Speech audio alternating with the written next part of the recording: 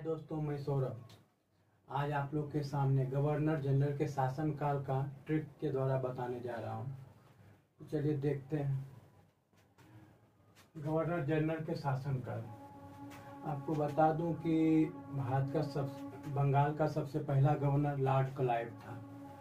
बंगाल का सबसे पहला गवर्नर जनरल वारेन हेस्टिंग था और भारत का सबसे प्रथम governor general Lord William Bentinck था और भारत का प्रथम वायसराय लॉर्ड कैनिंग एंड अंतिम गवर्नर जनरल लॉर्ड कैनिंग था। तो चलिए इन्हीं के बारे में हम लोग कुछ जानकारी लेते हैं। गवर्नर जनरल के शासन में शासनकाल में कौन सा इम्पोर्टेंट कार्य हुआ है। तो दो गवर्नर के बारे में बताने जा रहा हूँ। एक है कैनिंग और एक है Dalhousie, Lord Canning and Lord Dalhousie. तो चलिए, कैनिंग वीवी कोर्ट संग्राम, कैनिंग वीवी कोर्ट संग्राम, डलहौजी हड़प रेल स्टाम्प, डलहौजी हड़प रेल स्टाम्प। ये दोनों का आपको ट्रिक के द्वारा बताया गया है। चलिए इनका डिटेल से देखते हैं। कैनिंग जी का देखते हैं। तो कैनिंग जी बीवी मीन्स हो गया विश्वविद्यालय। तो कैनिंग के शासनकाल में विश्वविद्यालय की स्थापना हुई थी, हाई कोर्ट का गठन हुआ था। कैनिंग वीवी कोर्ट संग्राम यानी court means high court, high court का मतलब गठन हुआ था।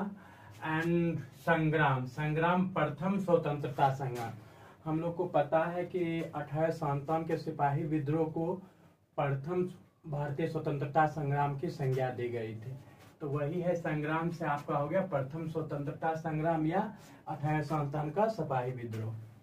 चलिए, तो ये सारे इन्हीं के शासनकाल में हुए थे। अब हम लोग डलहौजी जी का देखते हैं। तो डलहौजी जी में क्या है? हड़प रेल स्टाम्प। हड़प क्या? राज को हड़पने की नीति, यानी पहला हो गया राज को हड़पने की नीति। रेल की शुरुआत जो 1853 में हुआ था भारत में, वो डलहौजी के शासनकाल में हुआ था। चलिए आगे है डाक टिकट। डाक टिकट भी डलहौजी के ही शासनकाल में शुरू किया गया था। तो ये था आपको कैनिंग और डलहौजी के बारे में शॉर्ट ट्रिक से, इनके इम्पोर्टेंट शासनकाल में इम्पोर्टेंट कार्य के बारे में। अब चलिए हम लोग देख लेते हैं कैनिंग का शासनकाल कब से कब था। कैनिंग का शासनकाल 1856 से लेकर 1862 ईस्वी तक था। इसी में इसे जो है सो जब सिपाही विद्रोह समाप्त हुआ तो 1858 में इनको भारत का वायसराय बना दिया गया। पहले ये भारत के गवर्नर जनरल थे। इस प्रकार यह भारत के अंतिम गवर्नर जनरल और प्रथम वायसराय हुए।